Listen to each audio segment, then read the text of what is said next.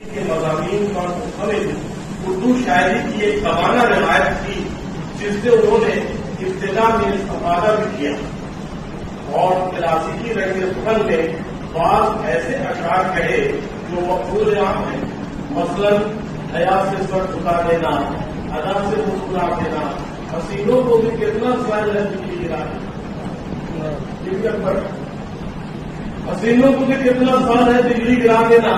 وہ چاہتے بھی اس انداز سفر کی تقریر کر کے بھی شہرت عام اور بقائے عوام کے دربار میں جگہ پانے کی کوشش کر سکتے ہیں۔ یہی نہیں، اگر قرض و مزاح کا ہی راستہ اختیار کرنا ہوگا تو ان کے سامنے سودا کی جراحت اور جارحیت یا انشاء و صفی نذیر اور غالب کی شوقی و ذرافت کی مثالیں بھی موجود تھیں، مگر انہوں نے سب سے جدا اپنی ایک راہ نکالی اور کامیاب بھی ہوئے۔ دراصل یہی وہ نقطہ ہے جس پر آسانی سے ہماری نظر نہیں جاتی۔ صرف روایت سے اعراب یا ترتیب سے کسی فنکار کی عظمت اور شناخت طے نہیں ہوتا۔ نئی روایت کی فنکارانہ تشکیل اور اس سے بھی آگے بڑھ کر خود ایک روایت بن جانا اکبر الہ آبادی کا کارنامہ تھا۔ کیا خبر کہ اکبر کا معیار سامنے نہ ہوتا تو دلاور کردار، رضا نقوی بھائی اور راجہ مہدی علی خان جیسے شعرا اردو شاعری کے وقت پہ طلوع ہوتے یا پس پردے شبیہ رہ جاتے۔ اکبر الہ آبادی کے معاشرے اور عہد پر بھی بہت کچھ لکھا جا چکا ہے۔ ڈیٹیلس چھوڑ دیے گئے ہیں، تفصیل مطالعہ کرتے گا تو پڑھیے گا۔ 50 لوگ پڑھا ہے کہ اکبر الہ آبادی کے معاشرے اور عہد پر بھی بہت کچھ لکھا جا چکا ہے۔ اکثر لوگ واقف ہیں کہ وہ ایک عبوری ٹرانزٹری دور کے شاعر ہیں جو سرمئی اجالے اور چپئی اندھیرے کی کیفیت سے جو تھا۔ ایسے میں نیلی اصلاح پسندی یا انقلاب پرستی کے دائروں میں پناہ لینا بھی آسان نہیں ہوتا۔ پھر بھی جنون فنکار اپنے راستے نکالتے ہیں، جس کی ایک مثال اکبر الہ آبادی ہے۔ مثالیں تو بہت ساری آئیں گی، لیکن آغاز گفتگو ایک معروف شعر سے کرتا ہوں۔ شعر سنیے کہ ہم آپ بھی کرتے ہیں تو ہو جاتے ہیں بدنام، وہ قتل بھی کرتے ہیں تو چرچا نہیں ہوتا۔ غور کیجیے اس شعر میں جسے ہم سرسری طور پر سن کر یا سنا کر گزر جاتے ہیں، اردو غزل کی روایت کا پورا بچاؤ بھی موجود ہے اور روایتی اسلوب کے دائرے سے باہر نکلنے کی خواہش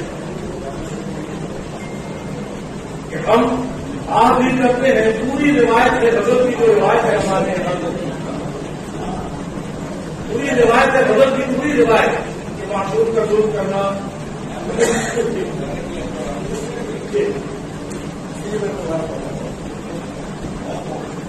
کہ ہم آپ بھی کرتے ہیں تو ہو جاتے ہیں بدنام، وہ قتل بھی کرتے ہیں تو چرچا نہیں ہوتا۔ اور کیجیے تو اس شعر میں جسے ہم سرسری طور پر سن کر یا سنا کر گزر جاتے ہیں، اردو غزل کی روایت کا پورا بچاؤ بھی موجود ہے اور روایتی اسلوب کے دائرے سے باہر نکلنے کی خواہش ہے۔ آپ کہہ سکتے ہیں کہ جب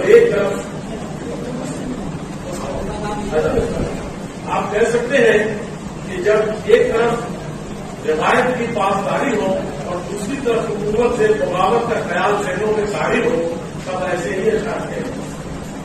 مگر میں اس خیال سے اتفاق نہیں رکھتا۔ میں سمجھتا ہوں کہ یہ ایک باقاعدہ سیاسی شعور، وطن پرستی اور اصلاحی جذبے سے معمول دل پذیر تخلیقی اظہار ہے جو اپنی تہذیب اور سنسکرتی دونوں کی حفاظت کا اظہار کرتا ہے، صرف تہذیب کی نہیں۔ اس لیے کہ یعنی بدھو اگر باقی سے اسلام ہے تو شاید جی کے ساتھ برہمن بھی جو ہے وہ بھی اپنا کلچر لوز کر رہے ہیں، اپنی سنسکرتی لوز کر رہے ہیں۔ تفصیل پڑھیے گا۔ اس اجماع کی تفصیل دیکھنی ہو تو کلام اکبر کا برف پر برف مطالعہ ضروری ہے، مگر ابتدائی مسئلے پر اتنا تو تسلیم کیا جا سکتا ہے کہ ہم انہیں صرف ایک مزاحیہ شاید کہہ کر آگے نہیں بڑھ سکتے۔ دراصل اکبر کی بازدید کا سلسلہ دراز کرنے سے قبل ہمیں ان کے عہد کی ادبی روایتوں کے علاوہ ان سوالات یا بعض دیگر اعتراضات پر بھی نظر رکھنی ہوگی جو گزشتہ ایک صدی کے دوران سامنے آتے ہیں. مکمل فہرست کی سازی تو دشوار ہے، لیکن نمونے کے طور پر جو نکات سامنے رکھے جا سکتے ہیں وہ کچھ اس طرح ہے کہ اکبر رجت پسند ہے، کہ اکبر رجت پسند ہے، وہ بدیانوسی خیال کے حامل ہے، مشرق پرست ہے، سر سید احمد خان کے مخالف ہے، عورتوں کی تعلیم کے دشمن ہے، مذہبی اسلام پسندی کی دھن میں سائنسی ترقیات کو برا بھلا کہتے ہیں، وغیرہ وغیرہ. اب اس کی پوری بحث تھی جو ہم نے یہاں پر نہیں دکھایا ہم نے، جس کو کہ پوائنٹ بائی پوائنٹ لکھا ہے کہ اس پر کیا اکبر کا نقطۂ نظر ہے.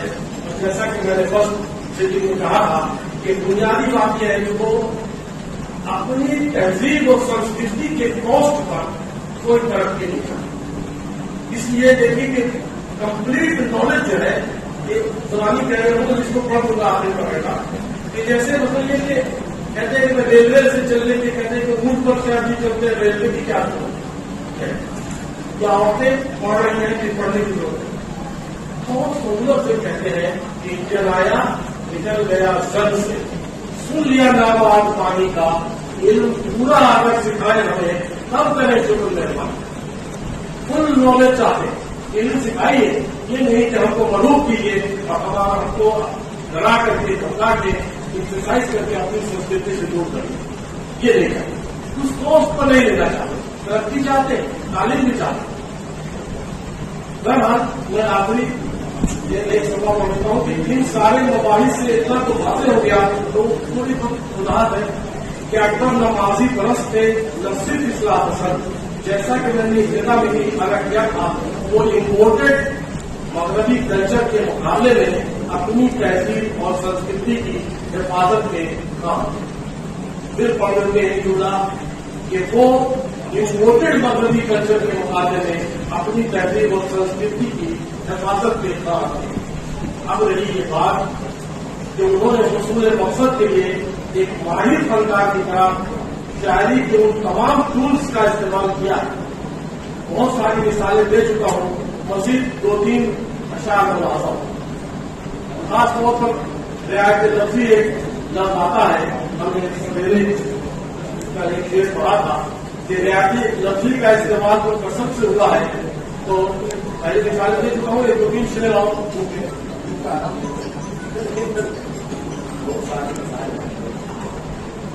بہت ساری مثالیں دی جا سکتی ہیں. میں مزید 2-3 اشعار اور پڑھاتا ہوں کہ ہم ریچھ دکھاتے ہیں، پوری سال آپ کی ضرورت ہے کہ ہم ریچھ دکھاتے ہیں کہ اسلام کو دیکھو، مس زلف دکھاتی ہے کہ اسلام کو دیکھو.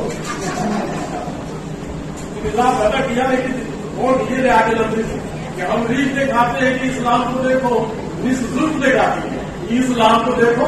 اسلام سے جانا پڑ رہا ہے. اب آگے دیکھیے کہ بوڑھے ہوئے یہ تو چاہے ساتھ کہ بوڑھے ہوئے کتاب سے 200 کے لاभ ہے، اپنے لیے بھی پسند کر دے گا.